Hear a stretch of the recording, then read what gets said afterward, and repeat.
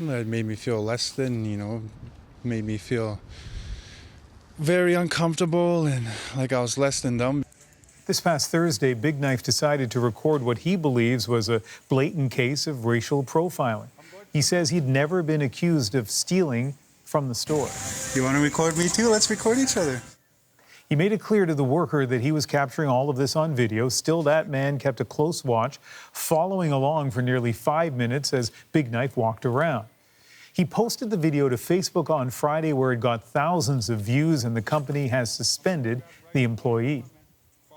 As the CBC's Jill Kubra tells us, the video has captured what is, for many Indigenous people, an enduring frustration. It feels good to know there's a lot of people supporting me, and I didn't expect it to go that viral that fast. I just wanted to show Facebook, like my friends and family, what I was going through. 18-year-old Ezekiel Big Knife says he was followed by the same employee at least 7 times over the past month before he recorded the video to expose what he calls harassment and racial profiling. I'm sick of it, I shouldn't have to feel uncomfortable shopping in a public establishment. Why me of all people? Like, what, because I'm looking rough? Like, I just get off work, of course.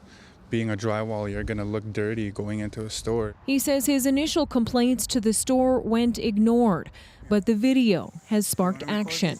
Giant Tiger tells CBC that in addition to suspending the employee, it's now investigating the matter. A company spokesperson says what occurred in the video in question is a direct contradiction of our brand values, as well as our policies, and quite frankly, never should have occurred. I'm glad they're taking it seriously, but they need to go further and really go on an educational campaign to talk to their employees. Manitoba Keewatin Okamakinak Grand Chief Sheila North Wilson has been vocal about her own experience being targeted and followed in stores in Winnipeg.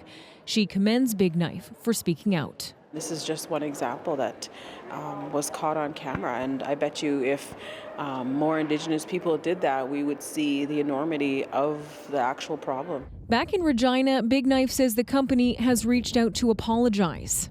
I'm just disappointed that the managers there handled it the way they did. They could have did it more in a professional manner. They could have said an apology towards me instead of having the corporate office in Ottawa phoning to apologize on their behalf. But Giant Tiger hasn't lost this customer. Big Knife says the actions of one employee will not stop him from coming back. Jill Kubra, CBC News, Winnipeg. And this, of course, is not the first allegation of racial profiling at a Canadian chain store. You're leaving the store.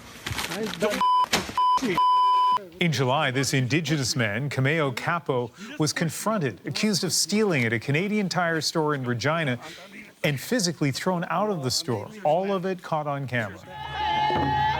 Many in the Indigenous community who watched the incident were furious, saying it was just another example of racism and racial profiling that they experienced while shopping. You have a large handbag or a cart with kids in it, you're followed around to make you feel like you're already a thief when you're only shopping? In 2012, the Nova Scotia Human Rights Commission discovered members of visible minorities were unfairly targeted by retail workers more often, more likely to be ignored, followed, or forced to leave a store or business. The Retail Council of Canada has developed training for retailers.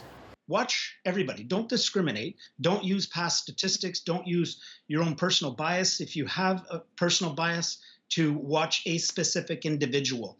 And if you're at a store and you feel you've been targeted, this lawyer has some advice.